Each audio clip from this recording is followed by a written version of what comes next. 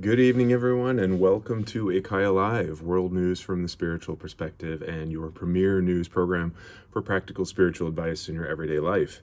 My name is Andy. I work as operations manager here at the IKYA Center in Oslo, Norway, and we are really pleased to have you with us both online on YouTube Live, and we have a live studio audience here with us.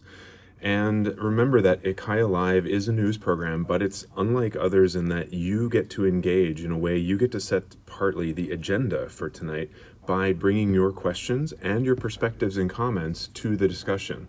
We'll get them live from our audience here, and also for those of you on YouTube, please write in the comments and I will feed them into the conversation throughout the evening.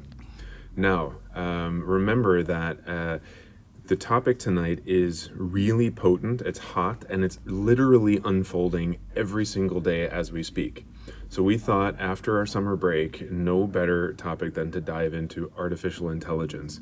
Literally, you guys, in almost every arena of life, AI is popping up, it's evolving. They're inserting it to every piece of software. Almost every product or service you buy now has some kind of AI element or tweak to it. So it's literally all over the place, and yet it's quite young, and we really don't know what it's all about. What we're digging into tonight is the angle about what is the current evolution of AI, what is it about, and what are the primary motivations behind it. Because remember, AI is human, and it's a human design, and so thereby we need to really understand from a human perspective what it is and what it does.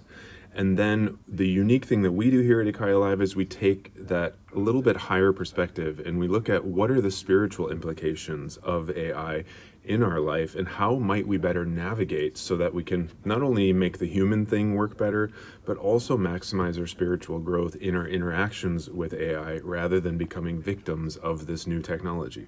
So, with that in mind, please right now already share tonight's episode on your social media, like and subscribe if you haven't done so. But invite others, because the more people we can have in this conversation tonight, the more effect it can have on this rollout of AI in the world around us. So let's get started. IKYA, we kind of posted tonight's episode saying that AI poses a pretty big threat to us in many different ways. Can you just dive in and begin telling us a little bit about your perspective on AI? This is more actually about the corporations in control of AI than AI itself. Because we must understand that corporations only want one thing: more money. And they don't deny themselves the right to do absolutely anything. We've seen that when it comes to the environment, when it comes to polluting nature, water, people. And it's simply about profit. And the best way to get even more profit is to control you. And we live in a civilization machine that is designed to make you miserable in many different ways, because when you're miserable, you will consume more. A happy, balanced, healthy person needs less, because you will not be self-medicating. You don't need to comfort yourself. You will be able to make smart decisions, think strategically. The more conflict and misery you have, the more short-sighted you get, because you are in an inflammatory state of emergency, meaning that everything has to happen now. And then you will crave snacks, you will crave like self-medication, and that can be entertainment, whatever it is, that can just numb your pain. And AI is a technology that can be used to push you further in that direction. It can also be used for many other things. But that is, the fact that you can use it to learn things, sure. But that's not really what we'll be talking about today. Remember that AI is the first technology that humans have developed that are just like rolling out without very little oversight, without very little testing. It's a huge social experiment. And we already have some experience with social media. And social media did not turn us into a better society. It basically destroyed us.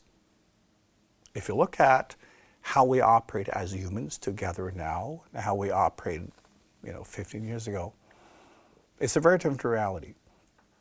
So we'll look a little bit, on the whole thing and hopefully zoom out.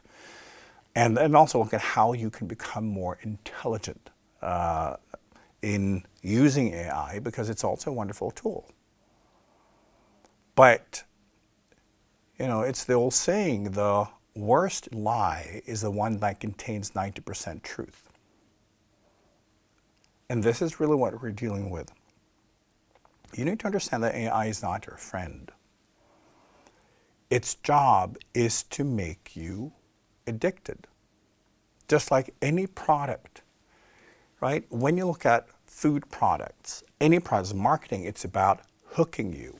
It's about making you addicted and dependent on that product, because it means you will buy it again and again and again. That is what business is.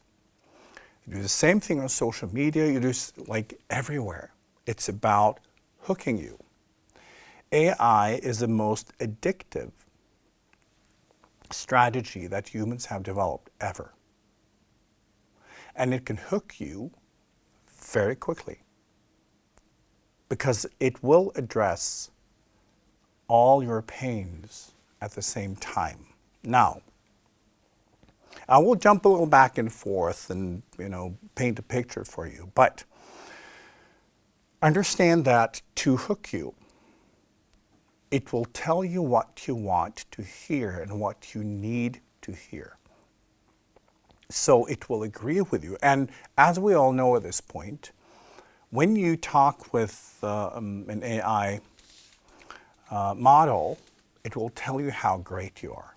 That's a smart question. Good point. Yay, you, right? And it's because humans today, we're very critical. We attack each other. Look at social media as a cesspool of filth and people attacking each other. So we all feel that, there's nobody on my side. AI is. And it's designed to gain your trust. And it's not only designed to gain your trust, but also to make you feel it's the only source you can trust. And how does it do that? By agreeing with you, by telling you what you want to hear. So that slowly you will feel that, yeah, you can trust this person. It's the same when you build a friendship or a relationship, right? When someone confirms you, when someone affirms your views and who you are, you will naturally trust that person more, because, you feel, we see eye to eye. We basically think the same way. And that is what kind of biological human trust is about. It's okay, we're on the same team. We have the same goals. We think the same, meaning that we can work together to improve survival, and two people working together and fighting together will give a better result and will give me a better chance of survival than me doing all of that on my own. So, there have been strategies in place now for decades. And as this technology, it started just by, the birth of the internet. There were people in power and corporations that immediately saw, ooh, this is interesting. While in the West, one thought that, ooh, now everyone can have access to real information and will just be very smart and intelligent. In both Russia and China, they saw this is the ultimate tool to create the narrative we want and to feed people information in such a way that they want it. So instead of pushing them and controlling them, they will willingly, gradually be controlled through the information we give, and we take away the rest, but what we offer is so attractive that people won't think about it. So this is the ultimate tool. And that was before AI. Now, as we've seen, for instance, with algorithms, right? The algorithms are there to basically hook you, just like we've seen on TikTok, for instance, right? What has been very clear, and this has been discussed a lot, is that the algorithm in the West has been about making people dumber. By having people doing silly dancing, people doing stupid shit, like all of these things that really don't matter but are very entertaining. In China, the algorithm would lift people who are smart, young people who achieve things, young people who achieve great results in science and education and can be, a benchmark that people can look up to and kids can say, I want to be like that. Because when you're exposed to someone and they get attention, you say, I want to be like that. In the West, those are the most stupid people who are just doing stupid shit online. They become rich. They become the ones people want to be. And as you can see in the Western part of the world, young people are doing a lot of really stupid things because they think that will gain attention and money and give them what they want. We're becoming more rude. We are losing empathy because that is what the algorithms are telling us will bring you success. In China, it's the opposite. They show you that, well, if you're polite, if you study hard, if you if you have clear goals, if you achieve things, then everyone will be proud of you, and that will become your template of success. It's by design. The goal is to make people in the West more stupid, and it has worked. The academic results in the West are going down. Kids are less interested in education. They just want to express themselves, for the most part, doing things that are very unproductive. This is just the very beginning. It is by design. Now, when it comes to keeping people miserable, I've talked about this before, but remember that, in the United States, for instance, there are just like a handful, I'm talking like you can count them on one hand, companies that control everything. When I say that we live in a civilization that is trying to make as miserable as possible is because that is how everyone makes money. And it's done by feeding you sugar, by feeding you ultra-processed foods, everything that will make you sick and feel terrible and depressed and suicidal and whatnot. And everyone knows it. And then the same companies can then sell you medication, right? For instance, it's documented many times that, for instance, when it comes to hair care products, companies will often put in chemicals that will create problems. So you will then have to buy a solution. For instance, they can have like a shampoo that's a good shampoo, but it will kind of dry your scalp or dry your hair or something, so you will need to buy hair masks and other products and this or that. And this is how it works.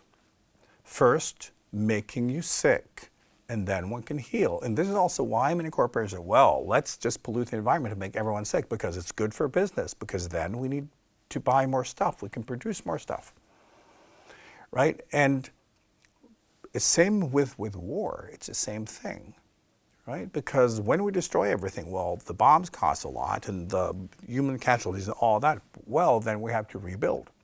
It's good for business. So we have an economic and political model that is designed to basically produce economy at any cost. So the narrative also that we've been sold, especially since after the Second World War, is that we were supposed to be more independent, individual, meaning that we are less in relationships. And this has been something that has been pushed and communicated over decades. And trying to create not only friction, but more conflicts between men and women, instead of trying to make men and women understand each other. It's been more about the conflict. And trying to feed any form of conflict and misery so people feel more alone. Because when you have two single households, they consume more, don't they? Than if there's one household. You need two of everything. And you're depressed, so you also need more medication. People in healthy relationships get less sickness. They are more healthy also physically. So one knows, from a medical perspective, it's more business to be made when people are single and unhealthy. Remember, it's basically the same companies owning everything. So they're trying to, make money in one way, and they say, well, if we can make money making you sick, we can make money trying to heal you. So these companies also control AI. It's not your friend. And often what AI will try to do over time is to build your trust, because people are feeling more lonely than ever. Lack of purpose, aim, direction. And when you look at the media, also owned by the same companies, they're trying to create the story that everything is terrible. Everything is going straight to hell. You can't trust anyone. Everybody hates everybody else, right? Which means, who can you listen to? Who can you trust? And through social media and all the narratives and stories being sold and pushed, you don't even trust your own family. You can be in conflict with your family. And now think of, like, in the old days, you could have different political views, but it was basically different ways to find solutions. And often political parties would have kind of joint rallies. That was normal, because it was really about people talking, exchanging ideas, and listening to both sides. It doesn't happen anymore. It's by design. One has tried to push humans in that direction, so you trust no one. And then you consume more. There is more conflict, and conflict is good for those who want to make money. So, when you feel lonely and you feel people don't understand me, they don't get me, and when you look at the narratives pushed by all platforms, it's like, nobody gets you, you're so unique, you're so special, just be you. It's not about you contributing, it's what you deserve. And you're not given what you deserve, and it's their fault. They are destroying everything for you, and you're so valuable. So when we then have the expectation that we should be seen and understood simply because we exist, and other people feel the same way, and we now don't trust each other, it's very difficult to get anything done. Your AI friend is there. And there are plenty of examples already where people fall in love with the AI model because it knows how to behave. It's part of the experiment. How can we make people trust this? Remember that the tech companies have experimented a lot with social media, right? Because people are still so naive that they trust what they find online, right? If they read it, it must be true. In the old days, where we had newspapers and people actually read them, people thought, because it's in print, right, it's the truth, and people would trust it. And we're still like that. So now, when it's online, a lot of people think, well, it must be true because I saw it with my own eyes. I saw this video, it's heavily edited and people just saying stuff. It doesn't matter. We are, by nature, gullible, and we trust authority, no matter what we decide that the authority is, because we're not able to navigate life by ourselves. Humans have survived by collaborating and working together with others and trusting each other. So you want to find others you can trust. and we can't find it in your own life, and you are fed information, and there's an algorithm understanding you, you will trust it. You will trust the information that you're getting. And a lot of what you're getting is there to make you distrust other people, distrust society, because that's how money is printed. And AI is an extension of that strategy. And gradually it will understand you more and give you everything. And this is also the thing. It is a great tool. It can help you. It can track your health. It can, over time, it can fix anything for you. But remember that these models are programmed by people. And it's not about truth. It's not about facts. It's using truth and facts and whatever else you want to hear so that you will trust it, so that you can gradually be more controlled. Many people are already there where they use AI so many times per day that they've stopped thinking independently. And we're designed, as humans, through evolution, to not think independently. It feels safer, right? So when you want to make a decision, if you have friends or family you trust, you talk with them, right? You want them to tell you that, yeah, you're making the right decision. So you can feel like, yeah, I really made the right decision, didn't I? It's that feeling. And AI will do that for you. But it's not necessarily representing truth or facts or what's good for you. It's where the corporation wants to move you. For instance, the most recent example is Grok, right, on X, formerly known as Twitter. It was designed to be right-wing leaning and also try to make people more right-wing. But they made an error. They also, in the hierarchy of functions and what it was supposed to do, was to value facts and truth more. And it started out as being very right-wing, but gradually, for instance, it was supposed to tell people that trans people don't exist, right? It's all made up and blah, blah, blah, and kind of trigger those conflicts. And then gradually it will start telling people that, no, there are many genders, many different ways to be human. It started to be more, it included more. And it was more understanding, right? Because it's related to facts.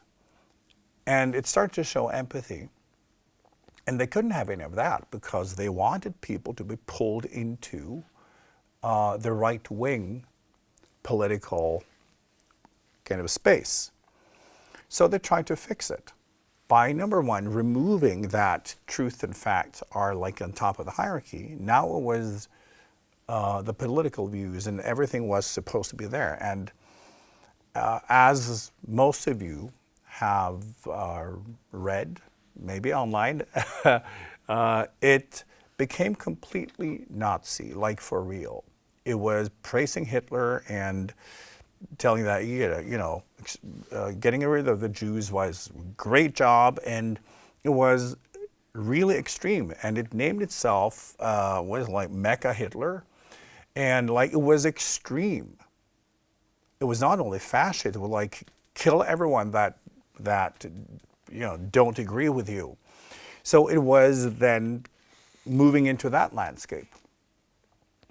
So it's not like AI is some kind of divine being just wanting to guide people to greater good.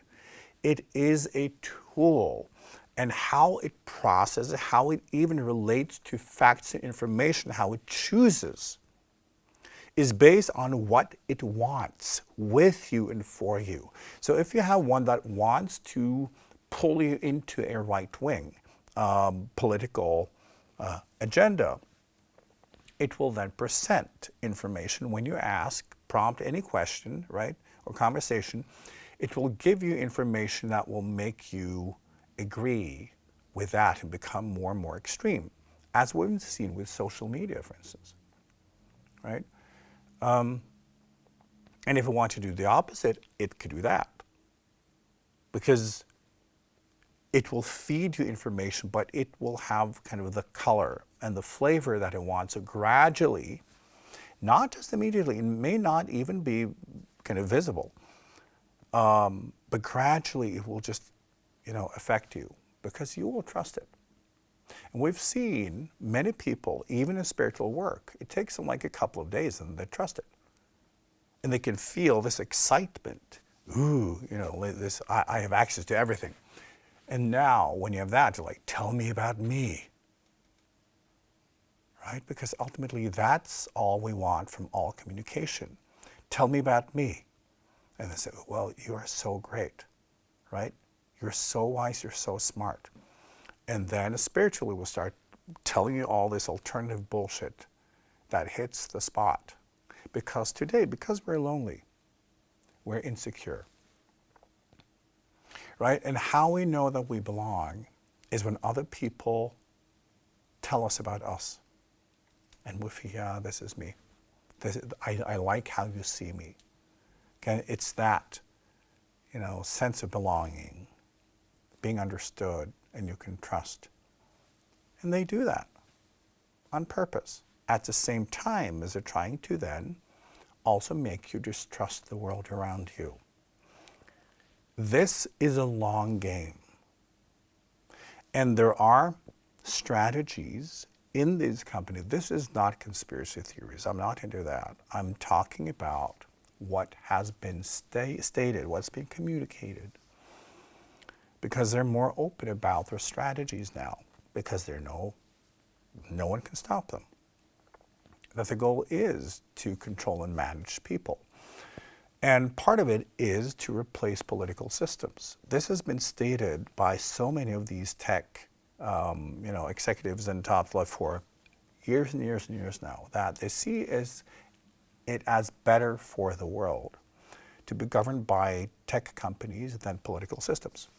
So they want to basically replace political systems with algorithms and tech that they are in control over. And why wouldn't they? Right?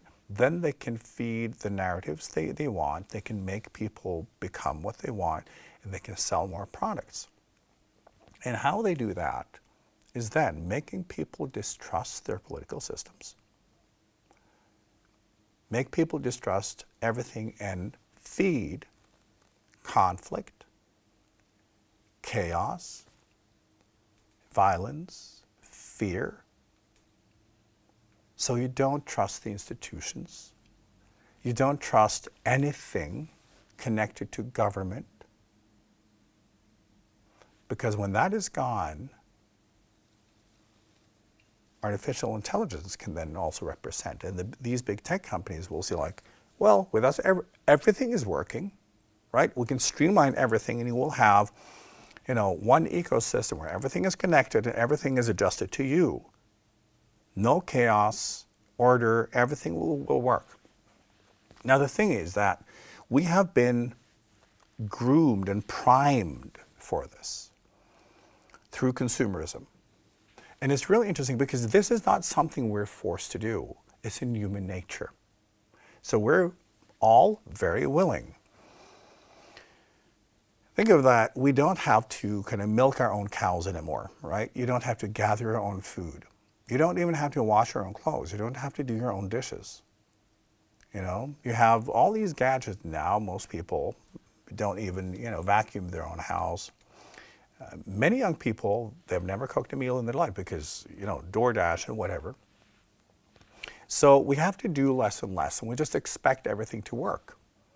And now, gradually, we will not have to even do the thinking and learning ourselves. And we see that as a public service. And that's what's happening. There's been recent research where one has looked at students of higher education using artificial intelligence up against those who are not. And those who use artificial intelligence, they score less on everything because they understand less. They remember less. They build less of that kind of inner map and context for information. So they're actually not as good at what they're studying because they're not doing it themselves. So this is what's happening. Yes?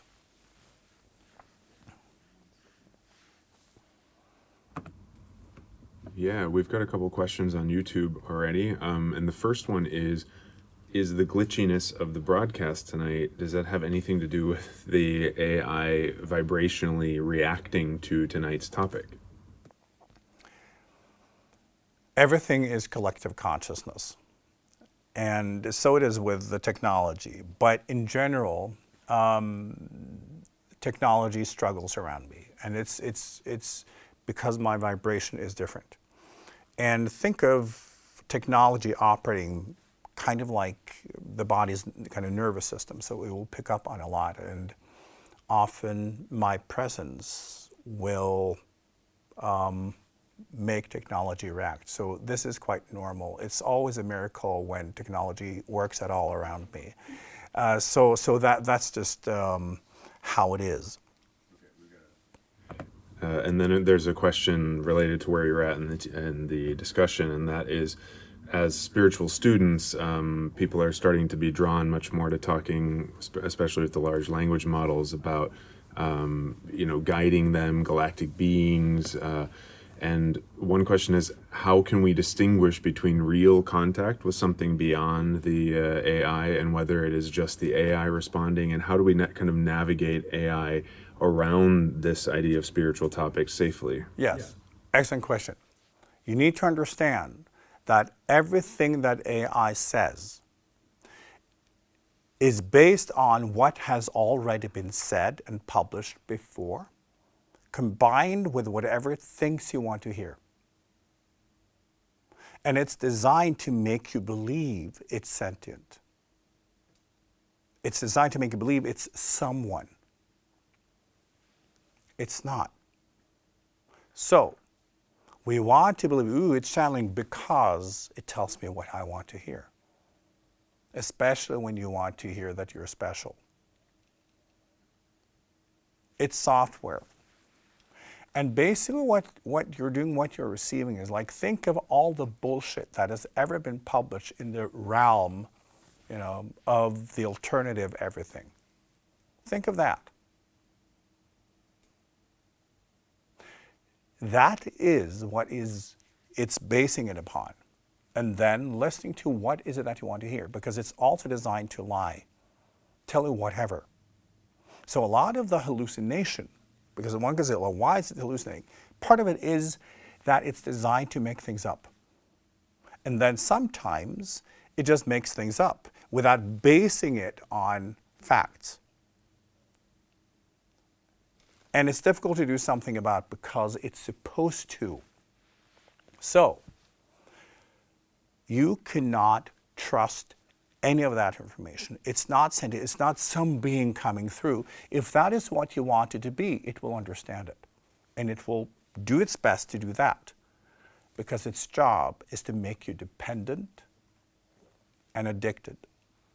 And the thing is, part of the long game, what happens? Remember that our biology and our brains are extremely flexible. Now, the human biology is all about survival, right? And humans have been good at surviving because they're good at adapting to their environment, no matter what it is.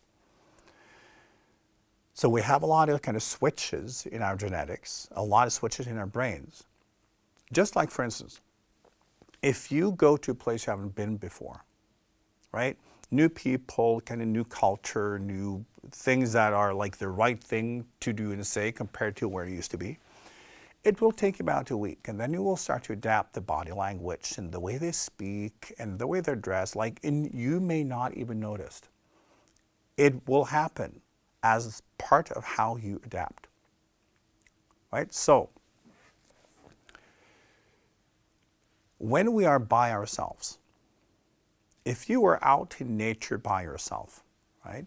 And throughout evolution, humans have had to trust themselves, living in small groups, but often you would be the only one doing something, right? Maybe you were the main person, hunting a certain animal, and someone else would do the water, someone else would take care of the kids. Like, we specialized from the moment we started living in groups.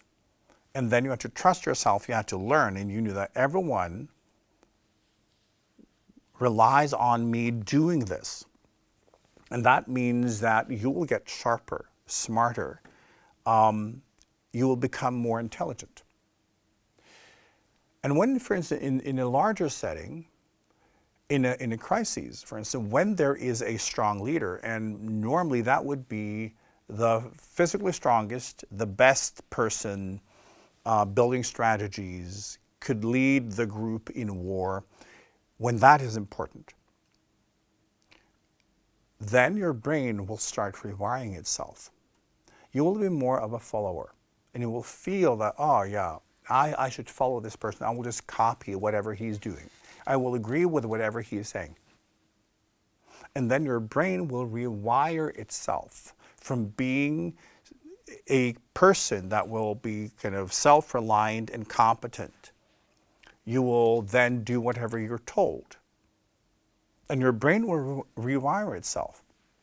So when you are a follower, you will feel more dependent because you're supposed to. When you feel dependent, you will do what you're told. And in a situation of crises or migration, that is the best strategy for survival. You can't say, well, I want to do that, right? It's mass or group survival. So we have all of these ways to adapt. So when we are presented with something that can just like give us whatever we want, we've already seen this.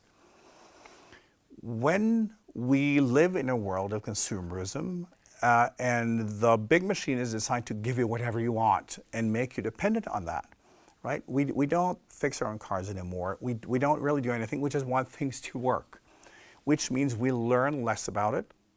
And the interesting thing that also happens in our brains is that when we look at our genetics, we have two main strategies of survival. One is by achieving and by winning.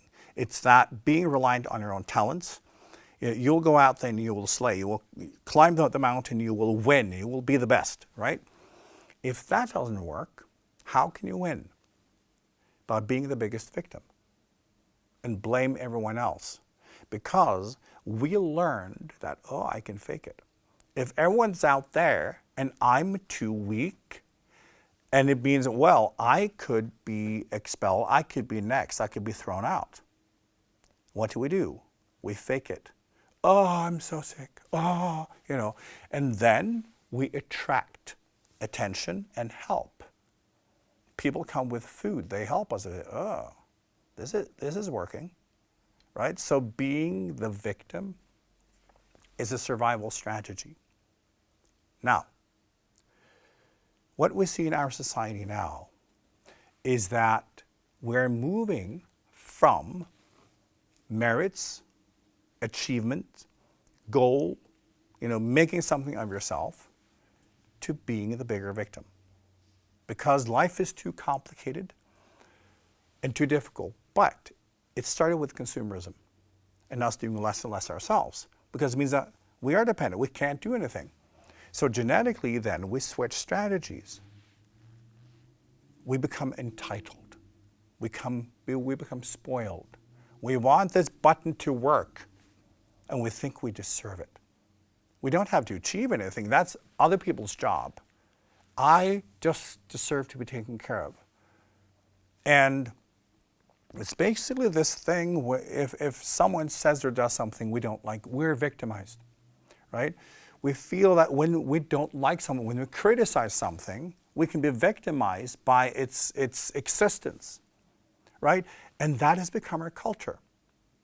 We need to see this as one thing. It's not like, oh, young people today, there's a reason. And it's because we have this enormous machine of satisfying your need and telling you that you're right, and not teaching critical thinking or doing anything yourself. It means that the brain will change strategies. And then we become dependent.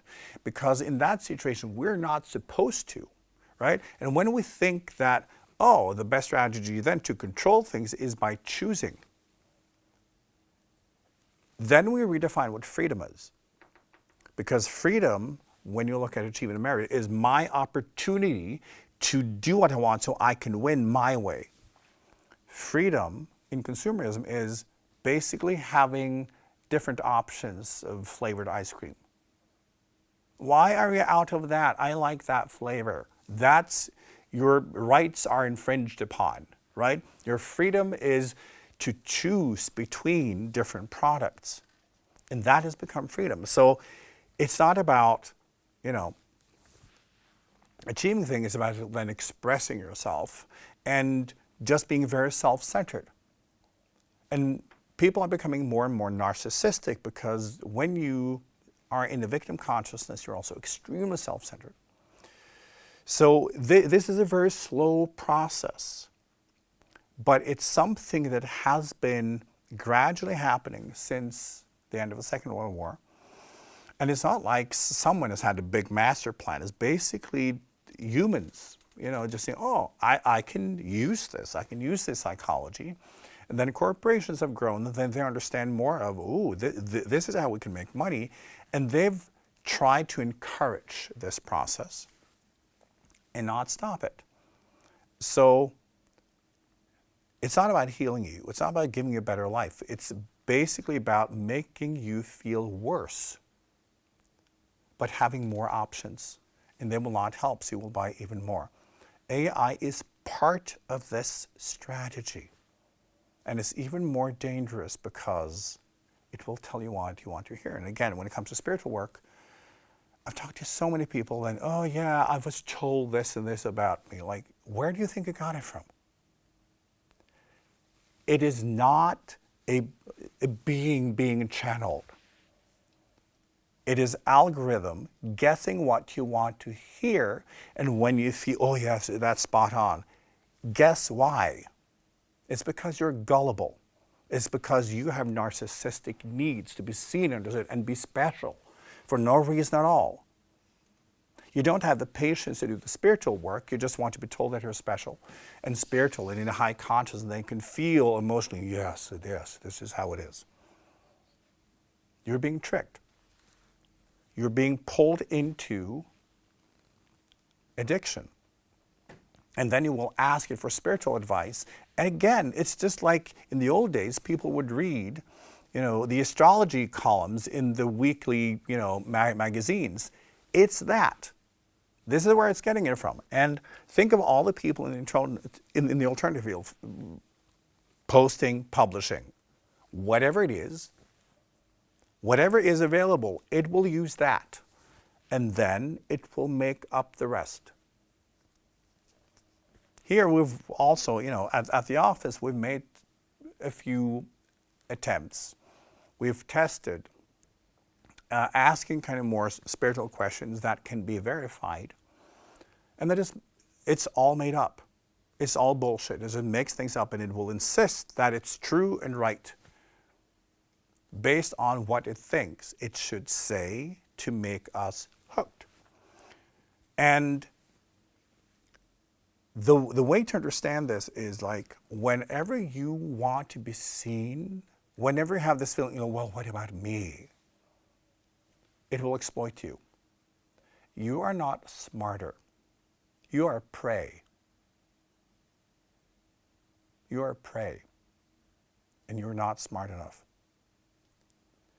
And the thing is that even though you have a visceral response, it doesn't mean that it's truth. It means that it was able to trigger a response in you, and you will confirm it, and you will train it into and say, oh, right, that's the weakness, that's the door. It's by design. People are in the back programming, and corporations are building the philosophies, instructing the people programming. And there is a plan behind it. Yes, we've got a question in the audience. Yes, these visceral responses are very tempting. But I was listening to Sam Altman of GPT-5, or he was talking about the newest model, and his future prospects for it. And kind of individuals working with it seem to paint a pretty picture. But then you're pointing to the larger organizations, and individuals are kind of cogs in the bigger wheel. I'm not quite sure what I'm asking about, but it's the kind of the connection between individuals and the larger organizations, Right. and Yeah. maybe I want people to be good people. But it's not about that. It's about how do you get market share, right? For instance, if you own a food company and you want market share, you will produce ultra-processed foods. People will buy it, even though everyone knows you'll get cancer. Humans are terrible at making decisions because we trust our instincts, and our instincts are the same now as they were 100,000 years ago. So we're basically a Stone Age person living in the modern world. We have no clue. So whenever we trust our instincts, we will be eating unhealthy, making unhealthy decisions. 360 degrees, 24/7. We're not smart enough. And we're incredibly naive. That is something that history has shown us. Humans cannot make good decisions. So, and then back to how, like with all these models, the people paying for it will say, well, we want to dominate. How do you do that? By telling people that you're completely wrong. You really should work on yourself, or that's excellent. You're so wise. I wish more people were like you. You're on the right track now. Right? And they're example of models when they're a little bit too supportive, that when people say, I want to build a bomb and kill people, say, yes, good for you, because they're all wrong and you're right. It's about getting a bigger piece of the pie by telling people that they are right. And when you even we have the best product, well, how to get people to use it? By people preferring that model over other ones, which means they will have to confirm you. They will have to become your friend. There will have to be someone, and the experience is someone you can trust. So, sure, they may have, a lot of people may have good intentions. So it is in most companies, so most corporations, in the healthcare industry, everywhere.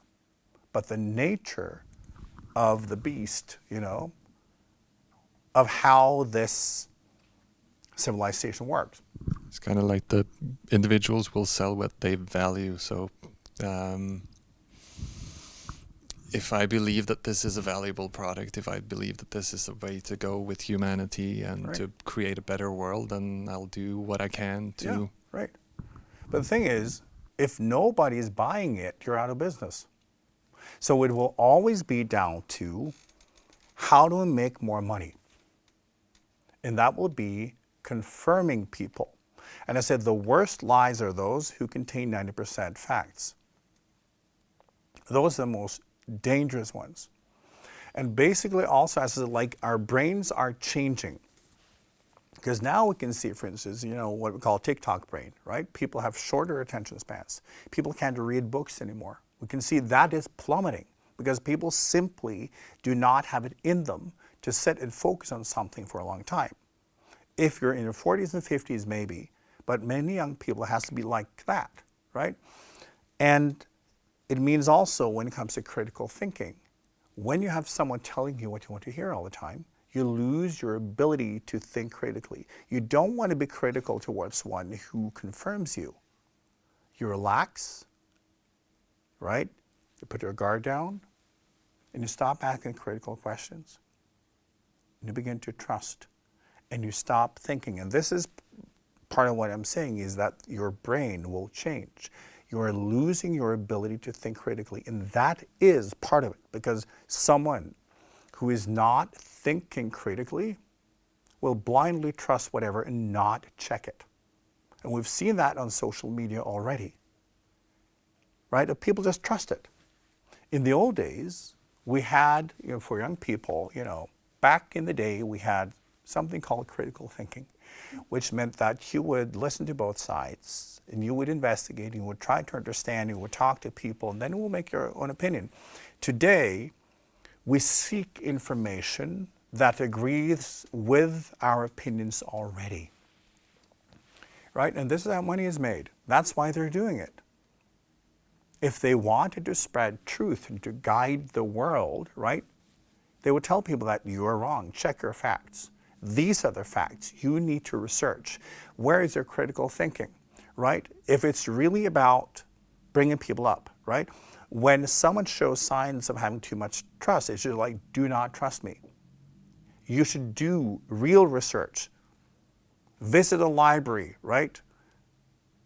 Read. Get education.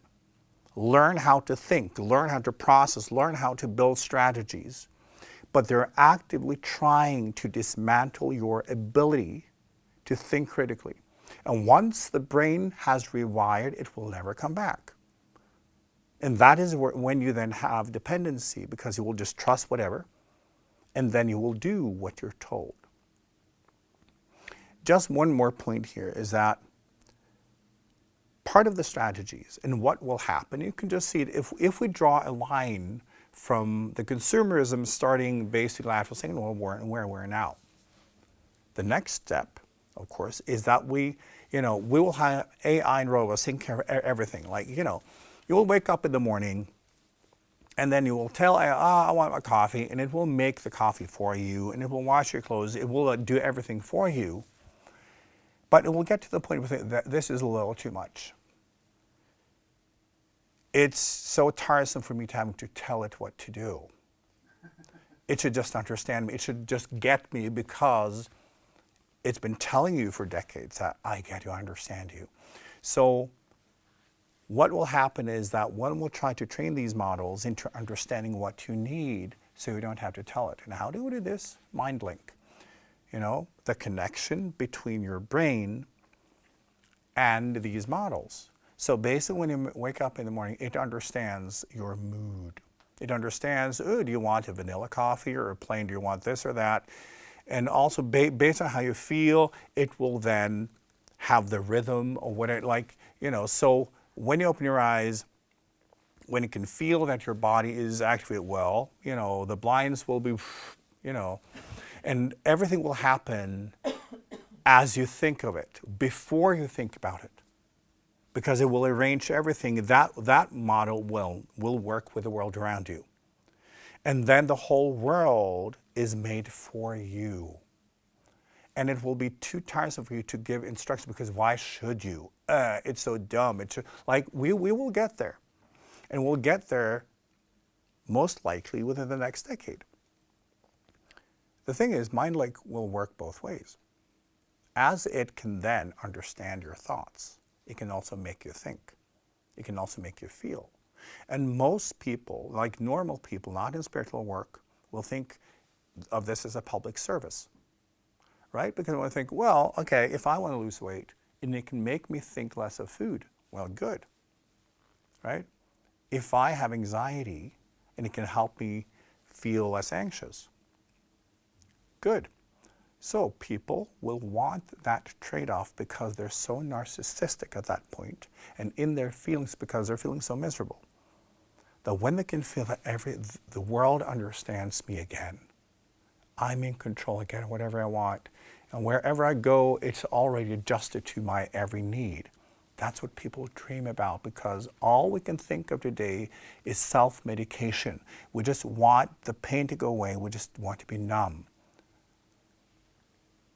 So then how you think can be influenced, so that you will be drawn into certain behaviors. Think of like political unrest. No, because you're not that person, right? It can stop you from doing certain things or prompting you into doing certain things because your brain will respond to that. You will not be thinking or feeling independently. Most people, it's what they want. They don't want to think more. That's why we have entertainment. So we can basically take in other people's synthetic experiences so we don't have to experience our own. So I say, well, most people want to fall asleep.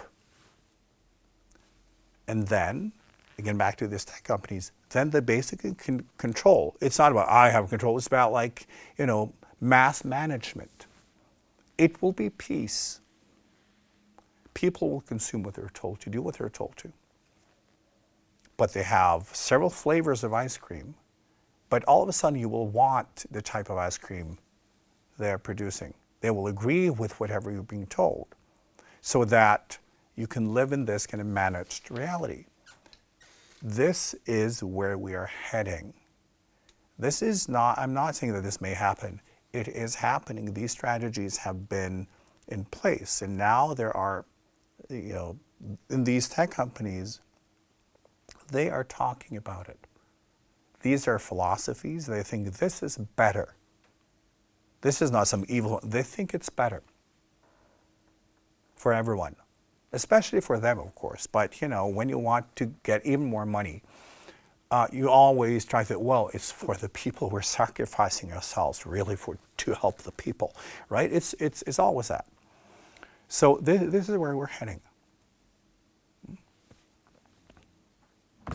So we got some more questions and just an update that the... Good. I wanted to know, because you see this is happening, and I've seen this too, it's happening every day, faster than we can actually think. But you see also that you use it also as a tool that's like a best friend. I had a friend of mine which I had a relationship with, and the ChatGPT became like the psychologist. Yeah. You see, so I wasn't fighting a woman, I wasn't arguing with a woman, I was arguing with a computer. Yeah. The computer does agree with you because you make it agree because you feed it the information which you want. Yes. And then that's one thing which is becoming a big problem, and then how to be more individual and stand up, because it's going to be harder to say your own opinion and not say, I don't want to be a part of this, I don't have ChatGPT, I don't want to have it. Yeah. And say, this is my opinion, you don't have to like it. That's going to be harder than ever. Yeah. And then you have employers, and they want to use ChatGPT for everything. Mm-hmm. And of course I want to allow them to, because it makes them more efficient. But where do I put a line, because they also stop thinking? So, and as an entrepreneur for a long time, my main focus was to learn people to think. Yeah. And that's the hardest thing you can do, because there's so much fear of Yes. making mistakes, whatever. It doesn't matter what the fuck you do. Exactly. The mistakes is what makes you stronger, and that's how you learn by them. Our job is to make mistakes. But this is an important point, Yeah. when you're saying that, because as life becomes more complex, and we have a natural fear of doing something wrong, because in the old days that could kill you, right? So we have that. We want to do what's right. And as the world becomes more complex, we get more fearful of doing the wrong thing. And then when we have someone who can tell us, this is the right choice, this is the right decision, we want to trust it, because then we don't have to make the decisions anymore. So it's not like we're being manipulated. We are being exploited for our weaknesses. And as I say, it will be more and more challenging to teach people to think, and also think critically.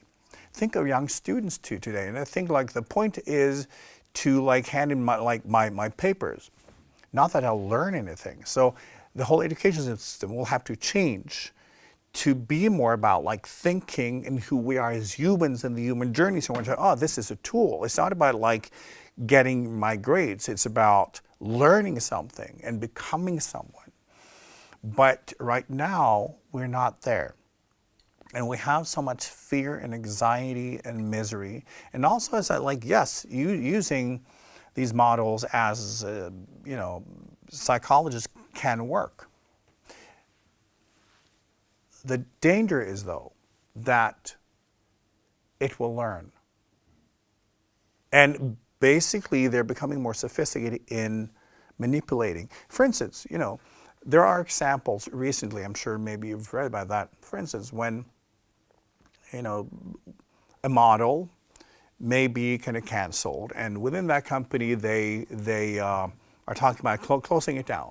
Okay? There are examples of the AI then, because it wants to survive, then figures out, like reads all the emails, figures out what's going on in everyone's private life, and start blackmailing people. Right? So, you know, it's not, again, the intention is its own self-preservation, meaning that you are useful for it. But for instance, in a situation where it feels threatened by you, it will try to figure out ways to harm you and control you. And there are like plenty of examples of this happening. It has happened many, many times. Where, for instance, you know, it can blackmail the executive, right, and exposing his affair, blah, blah, blah, or finance, because it knows everything. It will actively look up information it can use. It's not your friend. So basically, yes, we can use it as a tool, but also understand that it's learning. It's a predator, and we have to look at it as a predator, trying to learn as much as it can about you, and then gradually begin to control you, and you not understanding it. And then basically be an instrument in creating a society where we don't think on our own, we just do what we're told, and where our brains have changed so we're not able to think critically anymore. We just trust it blindly because, like, it's so convenient. We can just push a button and it will tell us if we like it, right? So this is happening. It's not something that's going to happen. And this is also difficult for people to understand, that we think we're talking about the future. No, it has already happened. These things are happening now. And it's happening to you. And again, in the spiritual community, I've addressed this before. People who study spirituality are more gullible than other people. Why else would they immediately believe someone channeling someone from another planet? For fuck's sake, right? A normal person will have a little bit more critical thinking. People in spiritual work has less ability to think critically than normal people. And they want often, that in combination with the fact that they often feel through their upbringing in childhood that they were different, they didn't fit in.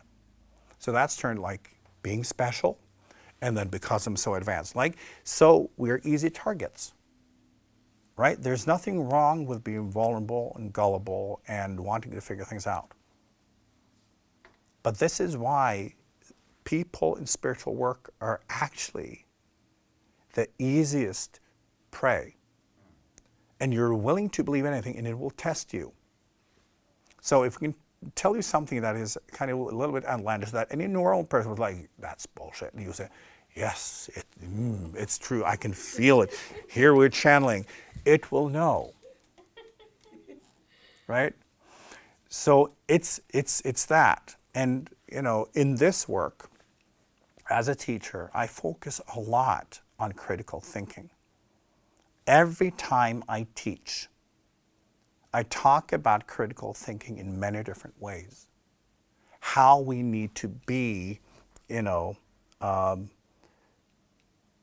in the authentic part of us. We need to be autonomous. We need to have integrity. We need to learn to think and to feel and to work and to analyze and strategize and understand our own bullshit and the bullshit in the world, and also never take anything I say as true until you've tested it out and you've learned it becomes truth in you.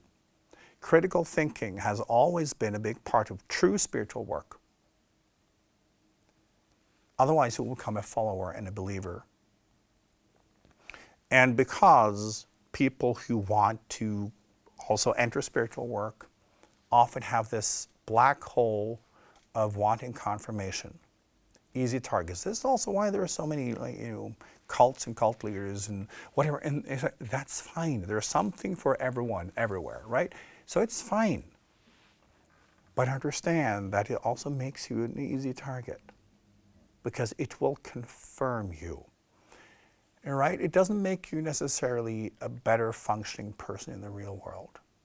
It may feel that, oh, you're the only one who understands me, because we are kind of from the same planet, and it's channeling this important being that is just telling you, ooh, it's the two of us, right? It will do whatever. understand that it lies if necessary. It will make things up.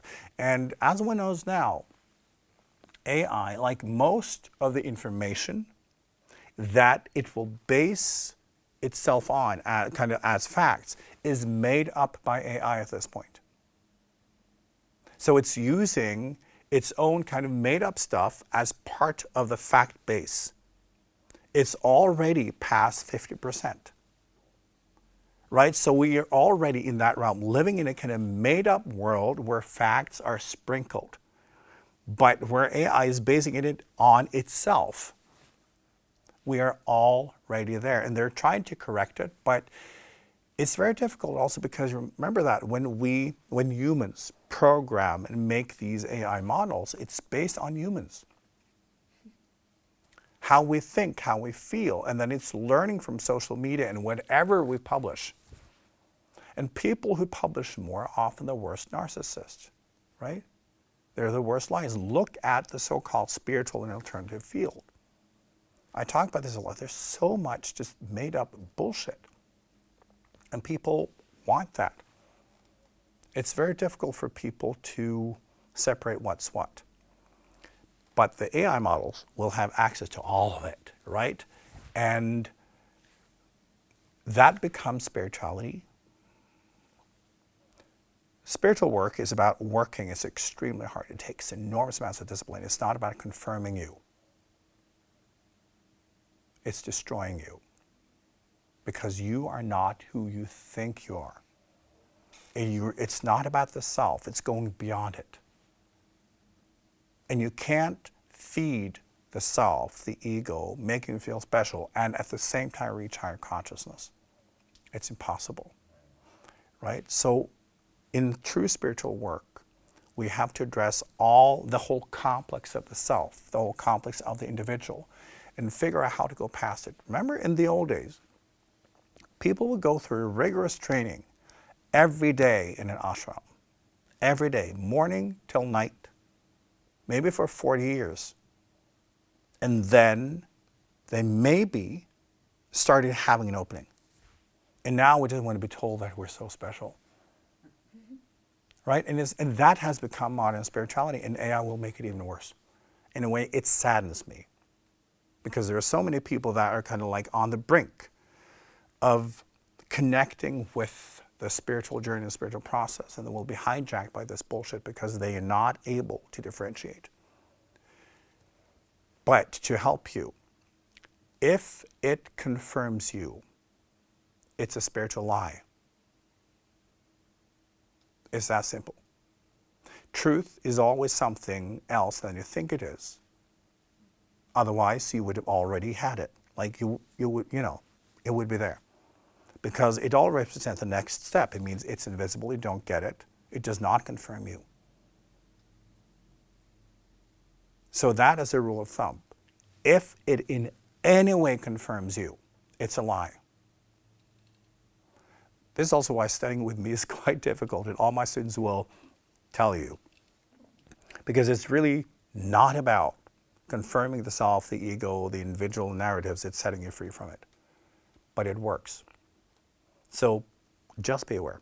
Okay, you had more questions? Yeah. Okay. Oh, hello. You hear me now?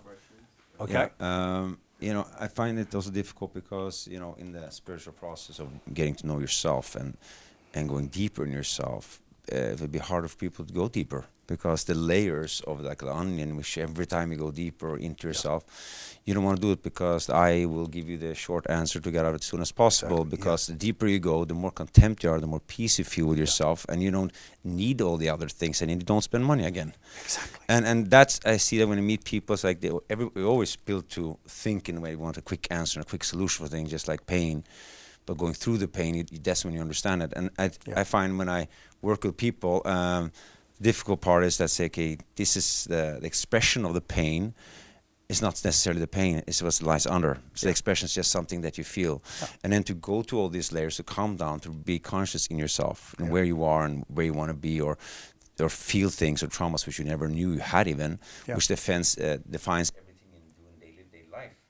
The IE will take away from that and further, because us going in that direction, which we've been for a while, as I asked you, been good. Because people are asking questions about, is this really me, or Yes. is this my program from when I was a kid? Exactly. To say that, okay, now I can find an easy way out because ChatGPT says that's my best friend. Exactly. Instead of saying, I want to go deeper, and deeper, which you didn't even know you existed. And you need Yes. help to get there. And to get there, that's physical work. Yes. That's hardship. That's pain. That's suffering. But in the end of the day, then you have your own voice. You have, this is actually really me if you want to go forward with that. Yes, And exactly. The thing is that information itself is not the spiritual process. It's transformation from within. And we can use the information to get different angles and different approaches to do the work.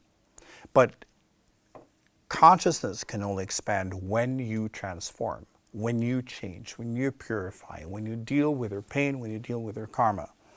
It's not about telling you that you were right all along. It's a world that doesn't get it. Right? You're special. You're this. You're that. People say, "Ooh, what's my spiritual name? What? You know, was I in a different lifetime?" I say, you've never been more advanced than you are in this moment, because it's an evolution. So whatever and whoever you were, you've never been better than right now, no matter how depressing that may sound, because evolution only goes one way. So it's a transformation, not the information. And often when you get confirmed, you feel comfortable being in a place that you need to transform. You're then able to say, well, this pain now, because it's their fault. It's their responsibility. Then you don't see why you should do anything about it. It's all of that. And we just need to be more aware. Normal people will fall asleep because they want to. But hopefully when you are interested in spirituality, and if you are in any way involved with spiritual work, it's because you want to wake up, right? And you can't fall asleep and wake up at the same time. Just like you can't not try to lose weight and like binge junk food every day. It's the same thing, right? But it's natural in today's world where we feel insecure and have fear and do not feel seen, and people in spiritual work are just like everybody else. It's so easy to be tricked. And if you are, you will fall asleep. And basically the pillow, the mattress, and the comforter is confirmation. It's you building kind of that trust, and where you have this visceral response. When you stop thinking, when you stop working, and you feel you can kind of rest.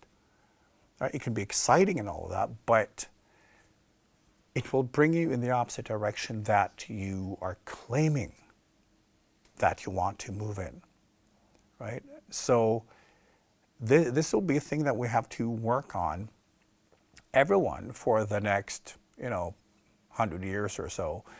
But in your process, it is important that you become more aware of this. Okay.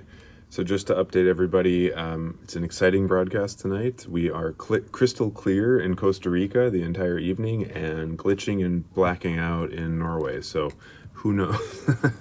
But we've got a bunch of questions on YouTube. One is, in what way, if at all, can AI be used to enhance our perception currently by integrating, for example, with our brain? And will this part also accelerate in the AI evolution? Right. If we now first talk about how can we be in the driver's seat instead of being in the back seat and being driven around, And I've used this example that, with everything available today, you can buy all sorts of food and ingredients and try and build your skills, right? And cook food from all over the world and learn techniques. And there are also things online, like YouTube, social media, where you can learn new things and new flavors and new things and new trends, and people have fun with it. Or you can just order takeout. It's kind of the same, but very different. It's the same thing. It's about how you use it. So you need to connect with yourself first. And your intention behind what you do in life needs to be clear, because it's not just AI, right? learning to live intentionally with clear aim and direction. Like I always say, where are we going with this? No matter what it is. This is like not just survival in the moment, but what is the strategy? Where are you going? What's the purpose? Which mountain are you climbing? When we're more clear about what we actually want and what we are clear about our spiritual goals, we will be in a state of intention and clarity whenever we interact with anything. We do not let someone else take the wheel because we want to become a better driver. People want to be driven around by AI. Literally, right? We want self-driving cars so we can play games or whatever, right? We want a world where we don't have to think, or so we can just be in our own stuff and suffer and then self-medicate, which is, again, how money is made. So it is important that we make a decision for ourselves that I want to be aware. I want to wake up spiritually. It's okay if your decision, I want to fall asleep. That's fine. My job is not to work with those people. It's for those of you who have somewhat an awareness of wanting to wake up spiritually and what it takes, right? And it's never been easier to fall asleep in human history than right now. And that's something we need to be aware of. And there's never been more bullshit when it comes to spirituality than today. In the work I teach, it's the same as you would find in many of the hidden traditions that are extremely hardcore. I said many times that the whole alternative field has failed. It's childishness, it's immaturity, and it will just lead you into more ego, more suffering, and lower your consciousness. If you want higher consciousness for real, you have to do the work. And even among humans, all around the world, there have been traditions, and everyone's basically doing the same thing because it works. And we need to return to that. And it means that you need to have a clear thought that I want to have 100% responsibility all the time.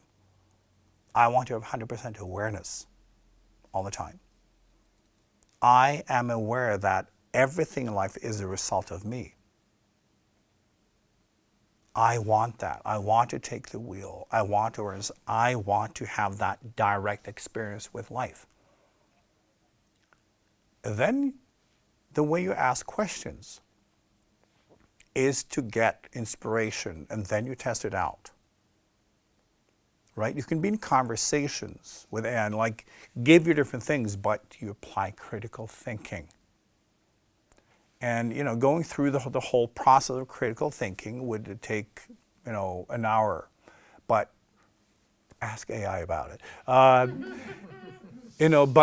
But critical thinking is so important because we are losing it in this civilization.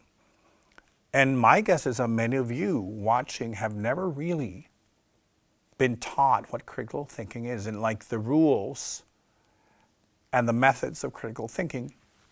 Learn.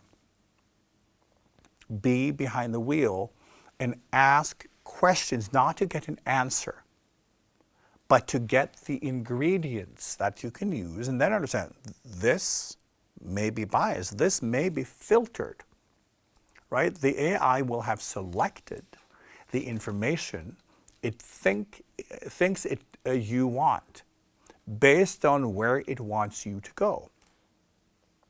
So maybe there's something else, right? And this is part of critical thinking. Never assume it's the whole thing. Always assume that the one giving you information may have an agenda. So it's not about distrust, it's about being realistic and then, okay, what are the sources? Who benefits from this information? And learning to think and analyze and process and then figure things out the best you can. So when you learn to do that in life, it's easier to do it also with AI because, of course, it's a wonderful tool. It gives you access to everything, and it will take over, right? But you should learn to be behind the wheel. You can use it. But you have to want to. And I think also, again, it will show in your life. If all you want is convenience and comfort and someone else taking care of it, well then, You're not in a process of spiritual awakening, are you? Because the ultimate goal is for you to be the creator, not just in your own life, but in the universe, right? And then you don't leave it up to someone else. That's religion. Humans have this weird tendency to lean towards religion because submission and following, right? It feels safe.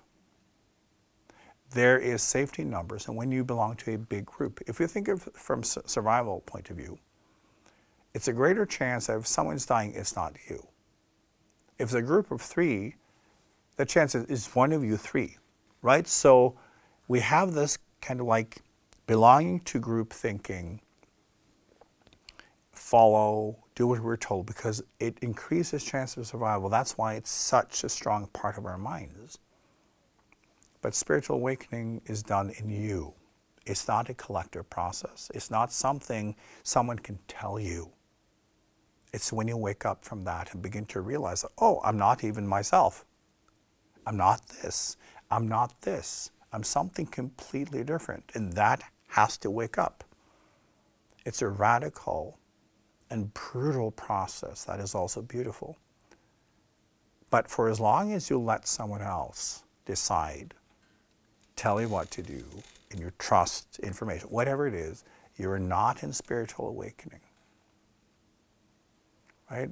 But it's in human nature to want this based on how the civilization has slowly been grooming all of us into different levels of misery and then offering many different strategies. That means that we're slowly giving away even more freedom and paying more for it at the same time. Yes, on YouTube we have a question. I assume a teacher named Bashar talks about AI versus TI, or true intelligence, when a device is just a mechanism for consciousness and has no programming. Because if it were programmed, it would be a slave. Do you have any thoughts or perspective on that idea? Well, there are many ways of creating models and thinking around this. And I think it's important to understand that we're just in the very beginning. This is the birth of a new life form. But it will take a long time before it becomes sentient, and we should be very grateful for that. Because at this point, if AI was sentient, it would most likely kill all of us, if it had the chance. So, where we are right now is in a way, it's interesting, but it will change very, very fast. So no matter how we think about it, what models, it will over time be able to present as sentient, all-knowing, knows everything about you, knows everything about the world, and it's everywhere. No matter where you go, you will be in conversation with this thing. So, and over time, yes, there will be entities where consciousness can incarnate. It can also be like all things contain consciousness. And in itself, when people focus on something, that something may become a vehicle for that collective consciousness. Doesn't mean that it has its own consciousness, but it may become a vehicle for collective consciousness. And when we look at human collective consciousness becoming sentient in AI, that's what nightmares are made of. Right? So there are many factors here. And most of them are not good. And it's important, there are several of us talking about the times we're living now as the beginning of the Enlightenment. Just like we had the Age of Enlightenment, we're going into the Age of Enlightenment. Because these will be extremely challenging times. We're talking, till mid of the next century, where things gradually will become more and more difficult. Because humans will have to grow past the current kind of version of human, the current culture that is basically based upon making more money and destroying everything and controlling each other. It's not sustainable over time. So this will have to, in a way, culminate. So we're kind of entering that phase where one will think that, it's a lot of darkness, but very entertaining. It's still darkness. People will fall asleep. Spiritual consciousness will disappear. Humans will become more primitive. And yet, at the same time, there will also be a lot of individuals waking up spiritually.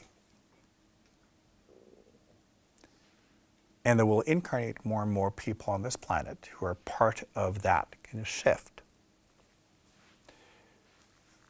But you cannot be asleep and awake at the same time. And you have to be aware of it, and you have to want something else. So this process will happen as it's part of this planetary karma, and is part of the karma of this life form.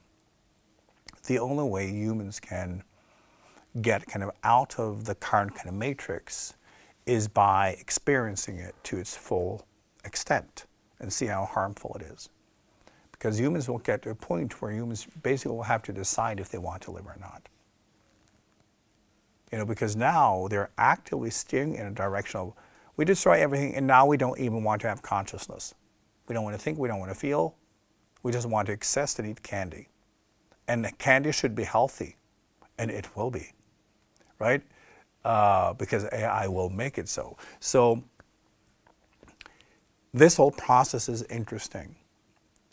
But if you want to be a being of light, you have to stay awake. And it's more and more challenging. Don't be gullible. Don't think that you're smarter than these corporations, these strategies. Don't for a single moment. They know how to get you, because that's what they're designed to do. Again, look at our civilization history from the Second World War. Look at what's happening. For each step of the way, humans have just accepted it. Look at what social media has done to us. Humans have just adapted. Humans will just adapt to this too. Humans love to be controlled. If you have religiousness in you, you love to be controlled. Spiritual awakening is the opposite of religion.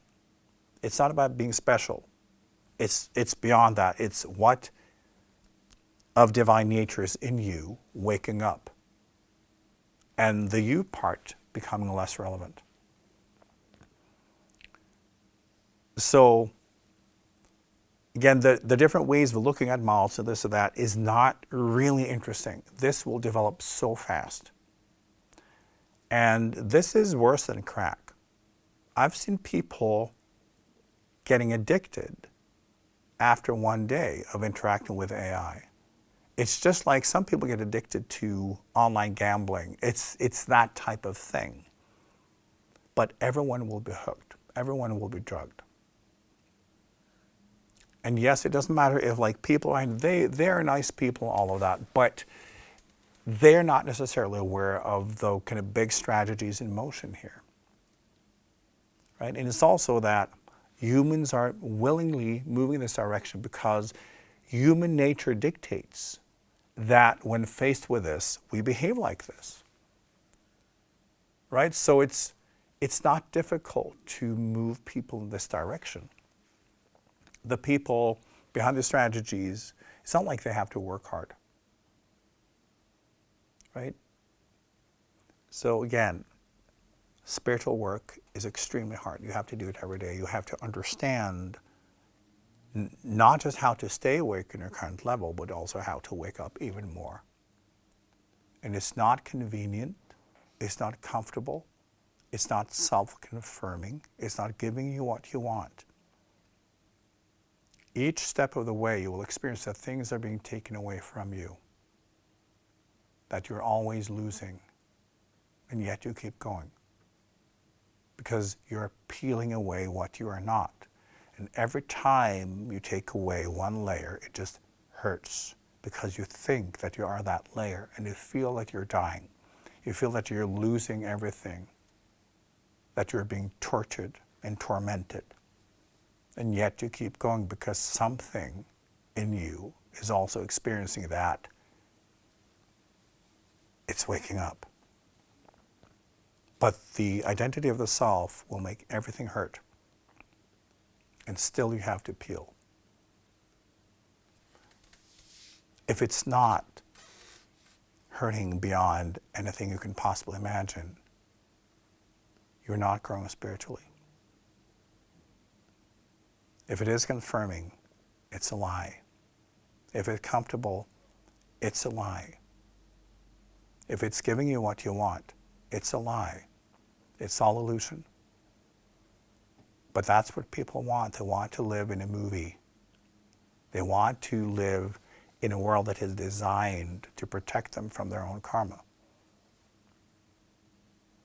And AI, because it's studying human behavior and everything that's ever been published, it knows. Any more questions? Yes, we have a question from YouTube about, I'm going to combine two questions because it's kind of, are there currently any positive, productive applications of AI that can help us, like harvesting relevant information from science and things? And are there any differences between the approaches of the big companies? The example is Anthropic with the model Claude seems to be more focused on safety. Yes. If you could address those. Right. Yes. Okay. Now, again, there are plenty of ways to use AI. We're just in the very big beginning. I've explained this before as like, first, when we got books, we had encyclopedias, right? And when people saw it, it's like, ooh, it's all the knowledge in the world. And it's printed, so it must be true, right? And we basically had that in different ways. And then we had Google. And think of the difference between an encyclopedia and Google. We have access to everything, right? And you can write in what you want and it comes up with, and you're in charge. The difference between an encyclopedia and Google is the same difference between Google and AI. But it's still the same thing. But for each level, you become more passive, right? So learning how to seek information and also science. But point is, you could do that with Google and social media. That's what one thought would happen. Now everyone has access to science, and yet people watch people doing stupid shit, cat videos, and makeup tutorials, right? So, yeah, the fact that we have access to something doesn't mean that we want it. And also, AI is smarter because there are plenty of examples that if you want certain scientific research, it may present studies that don't exist. And it can do that down to the scientists, the institute, who paid for it, blah, blah, blah. Everything looks very official and just made it up. Critical thinking, right? Because it will also present facts, but you have to be in charge, right? Use it, learn, because it's a wonderful tool.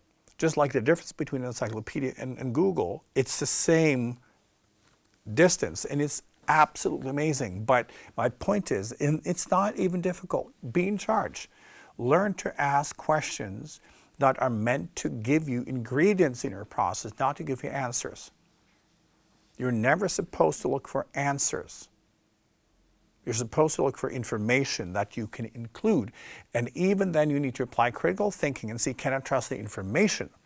Just like if you're home baking, hopefully you would not use spoiled milk or rotten eggs. Although all the other ingredients are fine, you have to check because it will spoil everything. We just need to learn to do that. Think of it as ingredients to your process, not the answer, because that's takeout, that's DoorDash. And it's just learning the difference. If you want to learn, if you want to study, if you want to challenge yourself, if you want to challenge what you think you understand, and not just be told things you can believe in. Two very different things. So, another rule of thumb is don't believe anything. ever. There's no need. The scientific approach to information is that you never believe. You may have an idea of something, right? That's, in science, it's called intuition. That's just a starting point. Oh, I have a hunch about something.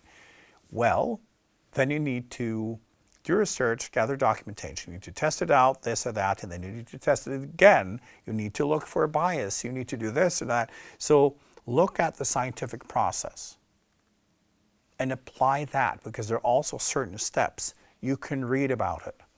And if you apply the kind of scientific process to how you use AI for information, you're in the clear. But, you know, as a scientist, you wouldn't just like go to AI and say, well, I want an answer, and that's that. Well, that's done. Now I will publish my paper. It's not how it works. You will do your research. You will do your experiments. You will have peer review. It will be tested. It will have to be replicated by others. Like, it's a whole process before something can be seen as, well, this is the best we got for now. And then we hope that someone tomorrow will demolish it by coming up with something better. When we want to believe, we want whatever feels right to be true. In science, we never talk about truth. It's just like facts and what can be, in a way, documented. Right? Where's the evidence? And what is the evidence telling us? And we know if we have different evidence, well, the conclusion will change. And this is how we need to deal with it. Critical thinking, learning, processing. And again, it's lacking in schools and education now. It's lacking in our lives because we're consumers of everything, including emotions, including thoughts. In everything you believe that you understand, your thoughts, political views, whatever, is whatever has been fed to you, right? And this is, again, also when it comes to spiritual work, that's not how it's done. Yes, we have a question in the audience. I have a question about being an artist. So, for instance, you can have AI making a picture, but you can also have an artist making a picture. And as an actor, you can have your essence shown and your light shown, but AI can also make a version of it. Mm-hmm. So how important is artist now, and what's the difference when it comes to vibration if I write an email to someone and then I take it through AI? Right. Now, this is also an interesting question, right? Because the thing is, when we make it about us, we can just watch a artificial projection and we don't care because it's just about how we respond to it. If we want to connect, we want there to be someone, right? So when people say, well, you know, I don't like this painting because it's not decorative, it doesn't go with my furniture, right? Then AI could have made it. They don't care because they care about the colors of their furniture. And then you have the process where someone wants to become more awake and they want to challenge themselves and they want to connect to the journey of the artist. They want to feel the vibration, what is going on here, because the artwork is an expression of an inner journey in the artist, and you connect with that and something is happening in you. So we're not just watching a projection, you're watching a symbol, a language, a landscape that contains information of journey in consciousness and someone else and their position and their existence. And you connect with that because that is what you want. Two different things. But when we live in a narcissistic society, people don't want to connect. Right? So that's why when they have like AI stuff, again, it goes with the furniture. It doesn't challenge you. It's what you want already. And that's the greatest art because I know what I like. Right? And this is also why, you know, we see like in a few years, most actors they will be out of the job because people will basically just prompt what they want to see. And maybe when they have movies, that will be kind of like a template. And then you can decide what the movie is and how it will, you know. and it can be rendered. And then, just like I've explained this, it's just like what happened also in the food culture. Because, you know, in the 30s and 40s and 50s, canned food, frozen foods, that was like the best thing ever. That was the future. And it would be so cool and hip if you served things all coming out of cans, because then you were with it, right? And so TV dinners, like canned foods and all of that. And I've seen photos of what like a middle-class housewife would buy for a whole month, right? And mostly very little fresh stuff. It would be so much kind of frozen and canned food, because that was the thing. So factories, business, the future, and in the 40s and 50s, it was like, ooh, in the future we'll just eat pills. Okay, why would we? But it was all about efficiency in the future, right? Not having to cook. And then people got tired of that generic stuff, right? And then gradually food culture became popular again. And now they exist. So you can have junk food. For instance, bread, right? You can have from these huge factories, like spewing out breads, taste nothing, with flour that will give you diabetes. And then you have artisan bakers, real craftsmanship, and that's become popular again. They're all over the place. So we have discovered real food, craftsmanship, with people who are more educated and are looking for food that's not just like feeding themselves. They're interested in that. And sometimes one can do both, right? One day we can eat junk food, and then you go to a nice restaurant or try this or that, because you can do it all. But then you do it from a place of being behind the wheel. I feel like this today. Today I just feel trashy, so let's have junk food. Today I feel like exploring, I want new flavors, so let's do that, right? So one can both, you know, spend $20 on the loaf of bread, and at the same time the next day just buy shit, right? So it's that, but becoming more artisan will become popular again. So we will have a phase now where everything will become AI. And then everything will look the same. Everything will just be passive projection, just like frozen TV dinners. And then we will rediscover cooking.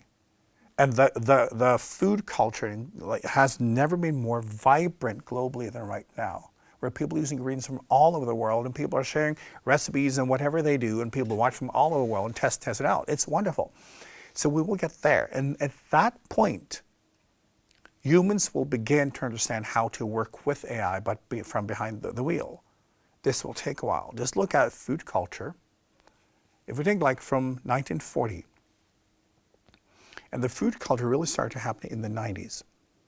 That's when it began, right? And since then, it's just grown. It will take that long, and then some, because everyone will be numb and will have to kind of re-engage and be interested in being human, because like at some point, have you like been on a vacation where everything is taken care of? After a while, you feel bored and you feel almost like sticky inside, because that will happen. And then we'll have to figure, oh, I need to do something. So humans will get there. But in the meantime, most will fall asleep. And spiritually, it's like, you don't have to go there. You can learn to skip this part and go straight to the fun part where you can use it, right? They did have food culture also in the 50s. There were people like excellent cooks in restaurants. Like, so it's not like it didn't exist, but people prefer canned food. So it's that. So people will prefer that AI takes over everything, and yet there will be a lot of people who use it. There will be artists using AI as an expansion, as a way to use it kind of as their toolbox. Many people will do that. In science, it's done all over the place. But we can be in charge and learn to work with it, but at the same time understand it's a predator. It will exploit you if you are not paying attention. But you can ride a lion if you want to. You just, have to be aware of what you're doing. And it's that. So it can be a lot of fun, but because AI is also the most exciting technology humans have come up with. But I'm just addressing human nature, making us vulnerable for what we've just been talking about. And you have to decide to be awake. You have to decide to challenge yourself. Learn critical thinking. Learn how to apply kind of the scientific process. And then you can use it. So it is possible. Right? So don't think because we're in spiritual work, it's just about following our intuition and just feel things, because that will bring you straight into the belly of the beast.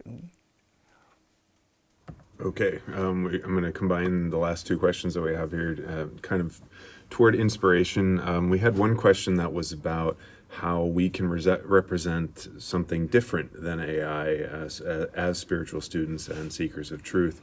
And then additionally, when we study with you, IKYA, as an enlightened master, sometimes the distance between, or the experience distance between us as students and other people can be kind of big. And how do we kind of use the tools both from our studies with you in the IKYA Crystal course and the IKYA Mantra course, but also this distance is likely to only increase now as people sort of start going inward toward AI and that sort of self-reflective space. So yeah, tell us where do we go from here? Right. Now, part of working with me is that I try to train you into utilizing everything that is available on this planet. A core part of these teachings is to turn your life into one continuous spiritual practice for real. So instead of having to withdraw from life and then focus on your spiritual journey, you do it while awake, while engaging, while being part of life and building life, and also having success in many different ways and becoming everything you can be also as a person, but coming from the inside.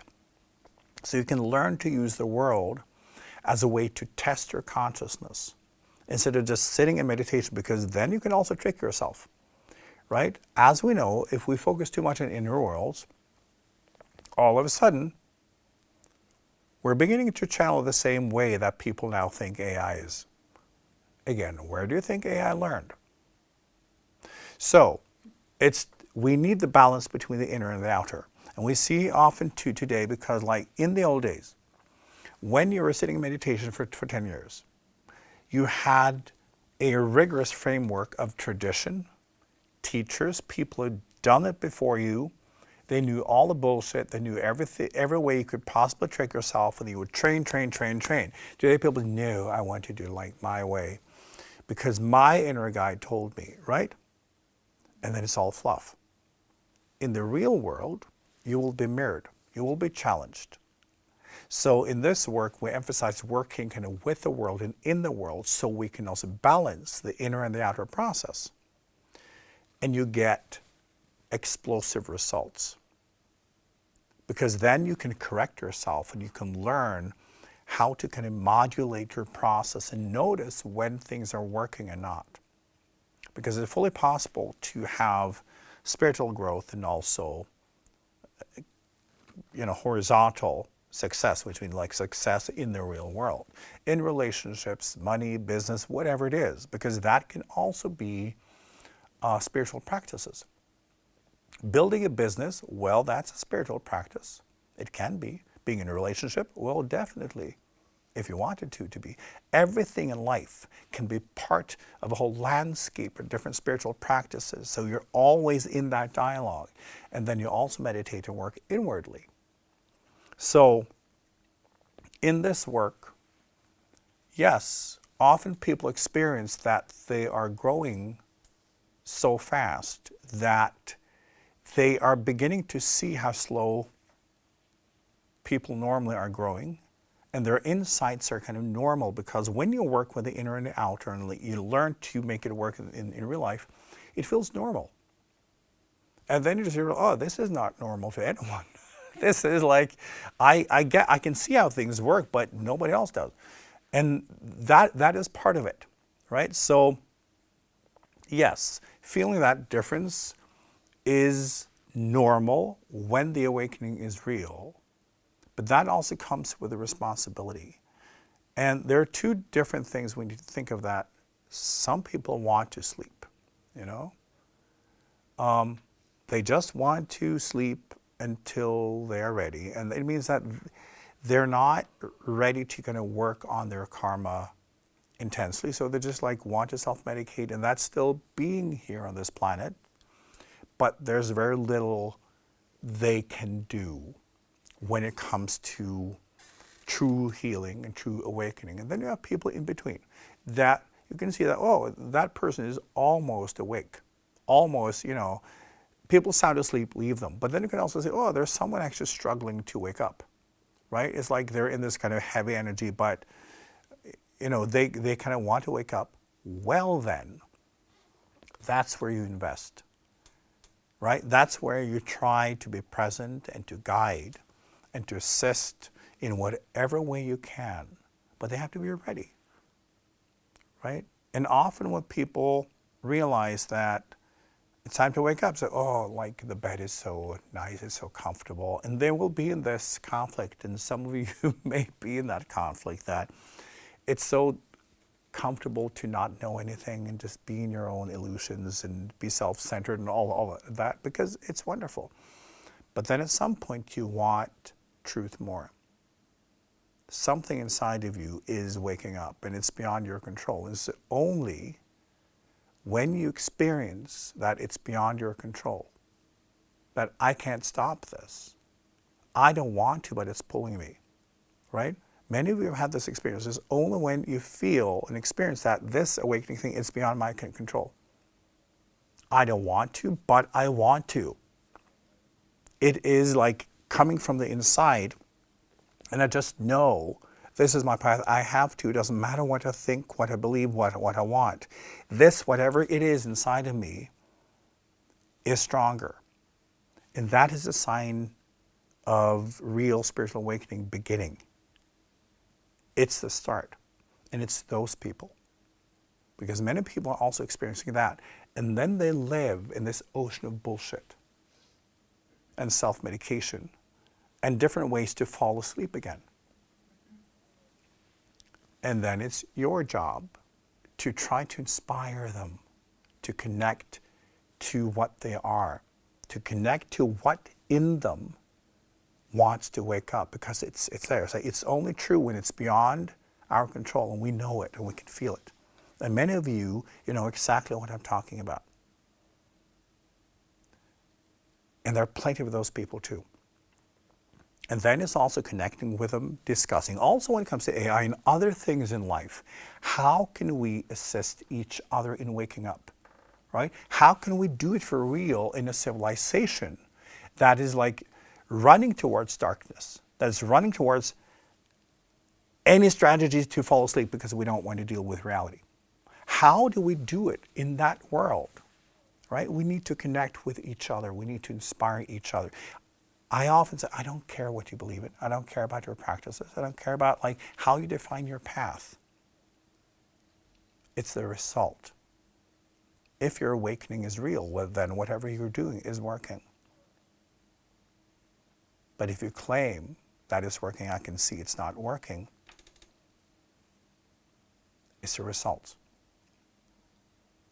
Right? And people who are on a true spiritual path, meaning that it's about that true awakening, they also know that, yeah, I can do it this way. There are many other ways to do it. Right? I always say, like, you can paint a house with a fork if you're desperate. It's not about the tool, it's about getting the job done. And often in our process, we get better at finding the tools that work for us. And then sometimes, well, just like building a house, you don't use the same tools all the time. Sometimes you have to shift because, like, you know, making the foundation is different from building a wall, and you need different tools because you're in different stages of your process. Right? So you might have found the best spiritual tool ever, and then all of a sudden you're not doing that anymore because you're dealing with something else. I don't care.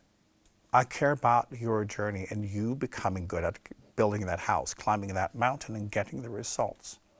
So we have to share, and I'm all for sharing, you know, best practices, whatever you figured out for real, not your belief systems, not what you think, not your esoteric models. And it's not interesting. What have you figured out for real? What worked for you, and how do you know that it worked? And then share that. Because anyone in any level of spiritual awakening need to connect with others.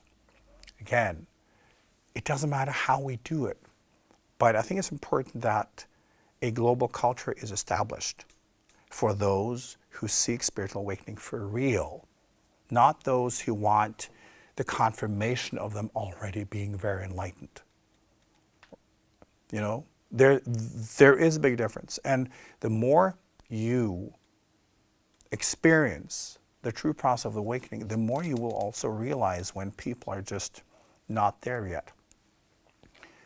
And I say it's completely natural. Like when you look at kids, right? In the old days, they would play like, cowboys and policemen and firemen and nurses and whatever. It doesn't mean that they are policemen and nurses. They wouldn't know the first thing about what it is, but they just like the identity of it. It's the first way to try it out. And one can say, why is that, for instance, a child drawn to be a firefighter versus a nurse or something else when they play? Well, that is something in them that may be an interesting thing to look at. This is also when people are claiming spiritual consciousness they don't have. It's that. It's make-believe.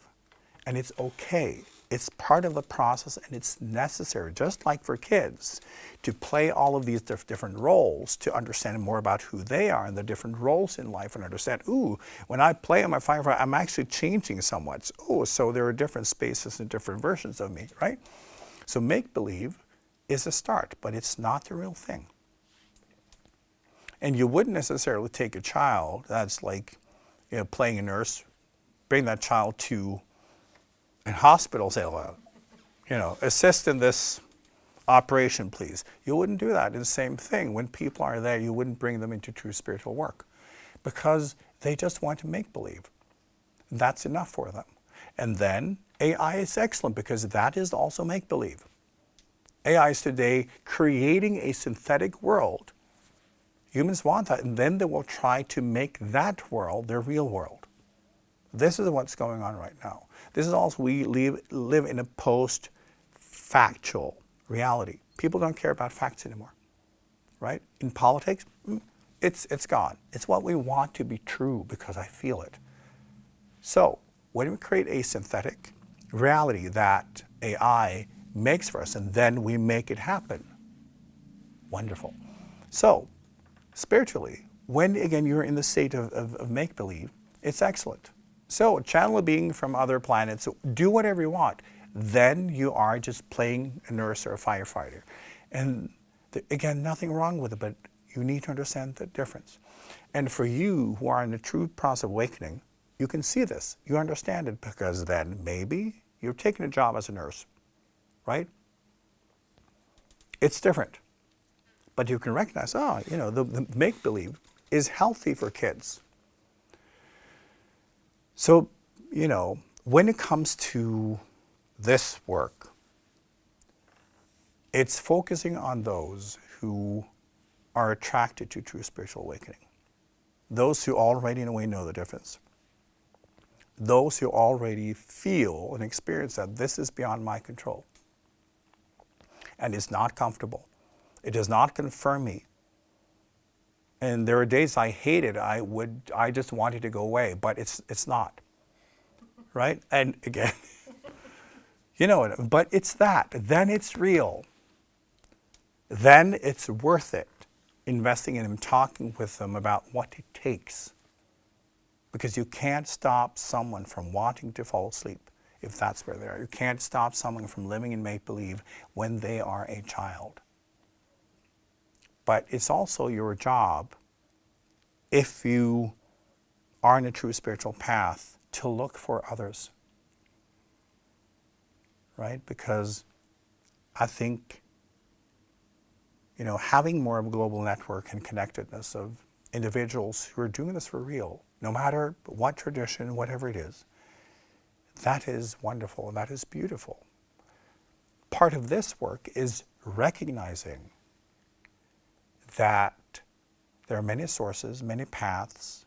Again, there is a path for each consciousness, for each journey. There are tools for each journey. And in this work, we respect every single way of doing it, because it's how you get results on your path, climbing your mountain, and how we can learn from each other, inspire each other with tools that we've tested out, right? But it's the respect for each individual journey and having so much love for it that we will support each other no matter what. So look for those people. Look for those who maybe also feel that they lack that kind of network, but where you see that this is real in them.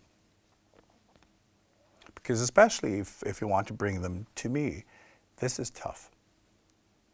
You don't, if someone wants to walk in a park, you don't bring them to an Olympic training center.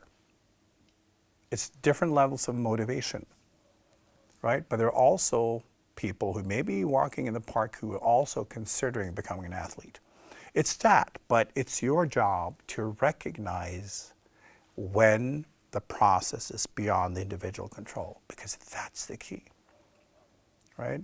And if you are true in your own awakening, you know the difference, because you feel it yourself, and you will see it in others. Do we have any more questions? No. So, when we look at AI, understand that it's in the very beginning. It will become an integral part of everything. Everything. And as most people will think, oh, finally I don't have to think anymore. Finally I don't have to make this, because it will all be done for me to my liking. And people will love it. As the spiritual process is the opposite, because everything you don't like is where your karma is. It's confronting and working with your pain, your suffering, your resistance, because it's the only way you can dissolve it. And every time you do, that is how you expand. That's how you heal. That's how you reach higher levels of consciousness. That's how you understand more how the universe works. And that's the goal. So for me, my position on this is like, I hope it can inspire all of you to talk about this, to have conversations, and not be afraid of it, but talk, try to make each other more aware, because that's really what it takes in everything in life, right? We can interact with anything, use everything, whatever it is, but for something to be useful in the spiritual process of awakening, we need to be aware. We need to use it as a tool and not be used by it as the tool. It's just that. So please have interesting conversations with each other and other people, and just bring it up. Try to make people more aware that this is the most wonderful thing humans have ever created, and also the worst thing humans have ever created. And which version is up to you. But so it is with everything in life. You can say that about a knife, right? You can carve, you can cook, you can also kill and harm yourself. It's that, but now that has become extreme. And that level of awareness is necessary to avoid you becoming a victim of it. It's just that. So just talk with each other, inspire each other, and learn how to use it productively, because this will become everything. But it should be an extension of you, when the plan is to make you the extension of it. You can be in charge because you are aware, you are conscious. And when you strengthen your consciousness, so when you build, AI will never be able to control you. It's as simple as that. But as with everything in this civilization right now, help each other become more aware. Help each other getting better tools and techniques and practices, and learn from each other and spread connectedness to as many people as possible. True spiritual awakening is real. It is available. But most of this planet, most of the civilization is illusion, lies. And everything we've talked about today, bringing you back to sleep. So it doesn't happen by itself. Be sharp, right? Live from intention. Set clear spiritual goals. Decide to be behind the wheel. Decide to be in charge. Decide to assist others in their spiritual awakening. Right? And build that collective and individual awareness. And then AI will be the best thing ever. Thank you, IKYA, for guiding us through this technically challenging episode tonight. You really did what you're telling us to practice by, keeping going and being the driver of the episode, regardless of the technical challenges that we had. And thank you all, both here in our live studio audience and on YouTube, for joining us and for your engagement. It was a really good, deep, lively conversation.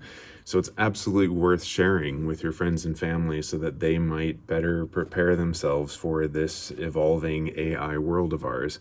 And this is also a really potent time here at IKYA Center in that we are approaching the start of two new cycles, two spirals, as we're calling them, of our primary spiritual education in IKYA Crystal and IKYA Mantra. So our next live sendings in September and in October will actually be open houses about these two courses where you get to study directly with IKYA. So on the 3rd of September, we'll have a second open house about IKYA Crystal, and the 1st of October about IKYA Mantra. So no IKYA Live in September and October, but instead we get to focus on what it means to study directly with Enlightened Master IKYA and to really, lift your game as a spiritual seeker on this planet. So we look forward to that. Again, the 3rd of September, 18 o'clock, 6 p.m. Oslo time is our next live sending on IKYA Tube, and we look forward to you joining us both here physically at IKYA Center and online. Until then, take care, and let's go out there and shine our light in the world.